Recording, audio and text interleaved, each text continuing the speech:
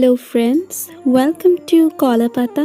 আজকে আমি আপনাদের সঙ্গে শেয়ার করতে চলেছি একদম একটা নতুন রেসিপি, যা আমি তৈরি করব নারকেলের দুধ দিয়ে। আর এর স্বাদও এতটাই অসাধারণ হয় যা একবার খেলে বারবার খেতে মন চায়। তাহলে চলুন শুরু করি আজকের রেসিপি, কোকোনাট চিকেন।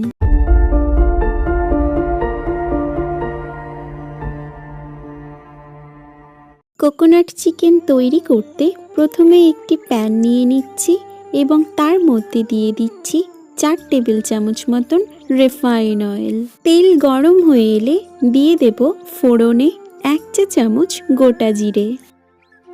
এরপর আমি এতে দিয়ে দিচ্ছি একদম কুচো করে কেটে রাখা দুটো মিডিয়াম সাইজের পেঁয়াজ দিয়ে প্রায় 3 থেকে 4 মিনিট মতন সময় নিয়ে মিডিয়াম ফ্লেমে হালকা লাল করে ফ্রাই করে নেব।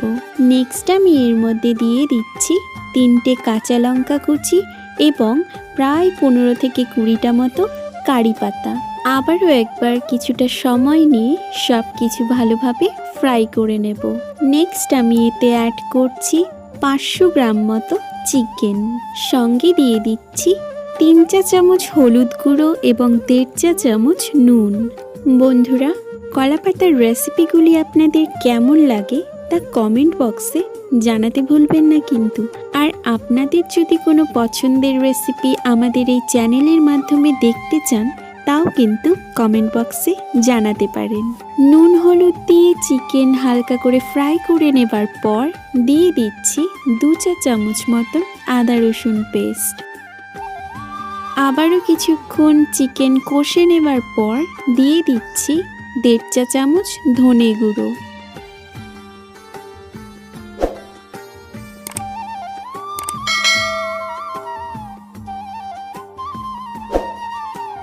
ধনে গুঁড়ো দিয়ে লো ফ্লেমে চিকেনটিকে ভালোভাবে বেশ খানিকক্ষণ সময় নিয়ে কষিয়ে নিতে হবে। চিকেন ভালোভাবে কষে গেলে দিয়ে দিচ্ছি 1 কাপ বা 250 ml মতো নারকেলের দুধ দিয়ে একটু নেড়ে চেড়ে নেবার পর ঢাকা দিয়ে রান্না করে নেব প্রায় 15 মিনিট মতো। 15 মিনিট পর ঢাকা খুলে ওপর দিয়ে 3 টেবিল চামচ মতন ধনেপাতা কুচি ছড়িয়ে দিলেই কিন্তু তৈরি আজকের আমাদের রেসিপি কোকোনাট চিকেন।